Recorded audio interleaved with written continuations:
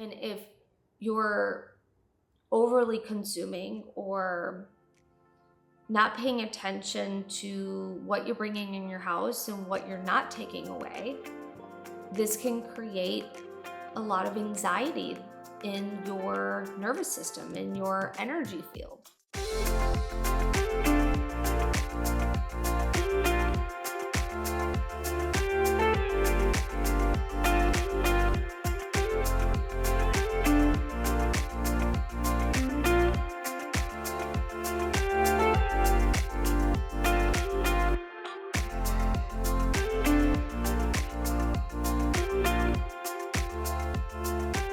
Hello, and welcome to today's episode. I'm so excited you are here. What is going on in your house? Just take a moment and really think about what I'm saying. We have energetic baggage in our house. Do you have a closet that there are things in there that you haven't touched for years?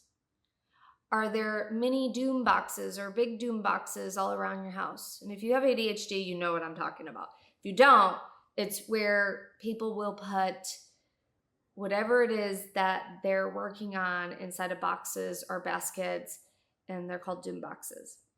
And you can have them in different spots of your house. You can have them in hidden spaces. You can have them just around your house. We have energetic clutter. Everybody has it. Do you have old papers that you haven't gone through? Do you have old taxes that you haven't gotten rid of that you don't need to hold on to anymore? Whatever clutter you have creates energetic clutter. We have only so much space to hold, to receive through. And our home is a container to receive. Our home is an energetic protection vortex as well. And if it has too much stuff, you can't receive properly. So the question that I have for you is, when was the last time you did a very deep clean of your house? And I'm not talking about wiping the kitchen cabinets down or washing the window seals or wiping down the windows. Those are all deep cleaning items that you definitely want to do, like the baseboards, things like that. But what I'm talking about is closets, old makeup, old clothes, old toys, old furniture, things that are not being properly loved, used, cherished, explored. Hey friend, before we continue on with this episode, can you do me a huge favor and please leave a comment? Let us know what you think about this episode. Let us know if we can support you in any way. It helps us grow our channel, it helps with the algorithm, and it helps us stay connected. Please make sure you like and subscribe, and most importantly, leave a comment. Let's hop back in. Because when we have all of these extra things, and we live in a space of fast fashion, we live in a space of convenience and quick items that we can receive. In the US, I can just go on Amazon and get something sometimes within hours delivered to my doorstep. It's actually quite amazing that you can do that, but it also creates quick dopamine hits for some people as well. Oftentimes I have a rule where I'm like, I'll get that, but I'll leave it in my cart to see if I really want it. And this sometimes creates a habit where I thought I ordered it and I didn't, because I do like waiting before I order something. However, these conveniences can cause a lot of clutter. They can cause a lot of consumption as well. And if you're overly consuming or not paying attention to what you're bringing in your house and what you're not taking away, this can create a lot of anxiety in your nervous system, in your energy field. This can be something that you're extremely aware of or not. This can impact every single person in your house, including your pets. And I know that sometimes it's really easy for people to say, well, just clean, but sometimes people have certain conditions that that's really hard for. And so I do want to encourage you, wherever you're at on your path, that you take one project at a time, you take one to do at a time, and you break it down into baby steps. So I want you to think about your house, and your kitchen is the heart of your home. It is the heartbeat. That is the thing that you want to have clean. You want it to be presentable. You want it to have no clutter. So if you have broken dishes, or you have old items you're not using anymore, you haven't used in a really long time, they're broken, you don't find the use for them, stop holding on to them. Get rid of them, because you'll make space for something new. One of the things that I personally love to do in my own life is to make sure I wash the kitchen sink every day. I read this in the book, and I'll link the book. I can't remember the name off the top of my head right this second, where she talks about making sure you always have your shoes on and making sure that you start your day washing your kitchen sink. I personally do not start my day washing my kitchen sink. I end my day washing my kitchen sink. Just easier for me to do it that way. And so there is no hard, fast rule on how to keep your house clean, but there is a beautiful invitation to have set routines on how you manage your household. You notice how I'm not saying how you clean, it's how you manage your household, because the way you manage your household is also supporting you or not supporting your nervous system and your spiritual growth and your spiritual evolution. Oftentimes, if I think about cleaning, I have old childhood triggers come up for me. And so I will take a moment when I do have a trigger and explore that trigger, so that I am not cleaning from a place of anger.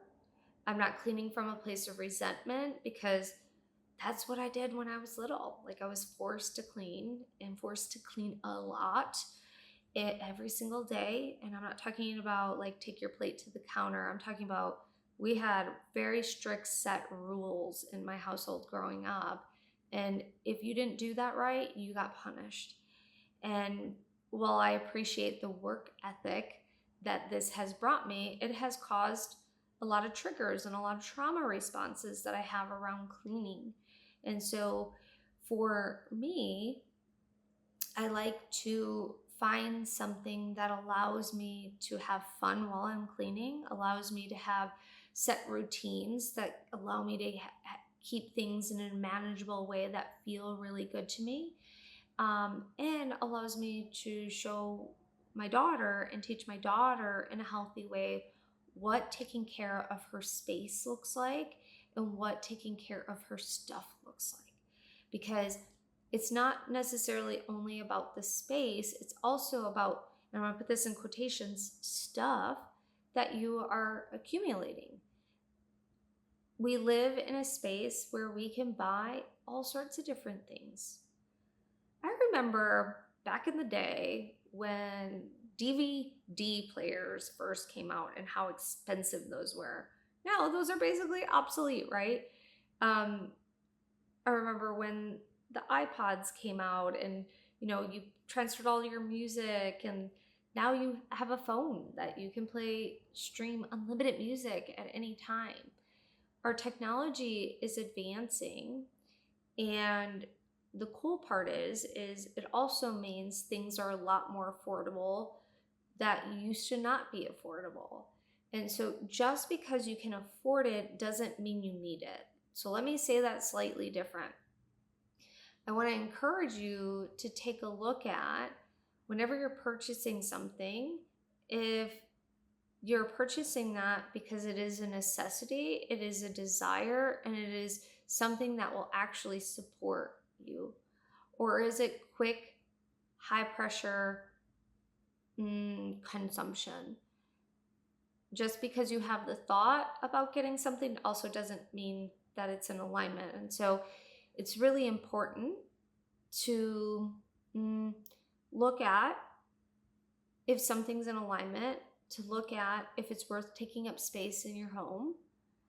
And also, I think it's better to look for something that you can keep for quite some time, that you will get many uses out of, versus something out of convenience that's going to break really quickly. Because what ends up happening too is when something breaks, I'll get around to fixing that or whatever the excuse is, and sometimes it just ends up sitting in a drawer. And so we want to keep our space energetically clean of clutter, because when you do, you're telling the universe that you have space for the things that you actually want. You're also telling the universe, my space brings me peace. My space is my sanctuary. My space is my home. And when you are taking care of it in a way that feels good, it becomes a beautiful spiritual practice. Anxiety and stress is the thief of joy. So if you have a lot of clutter, it is stealing your joy, it is stealing your peace. And anytime I'm wanting to take deep care of myself, and if I start going into story about cleaning, my guides always show me an image of Buddha happily sweeping the floor.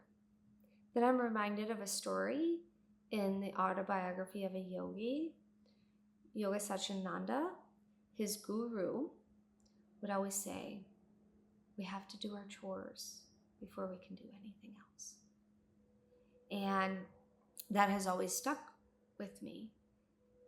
And it's such a lovely way of recognizing that doing your dishes, sweeping your floor, cleaning up your clutter is an act of self-love and a spiritual practice in it of itself.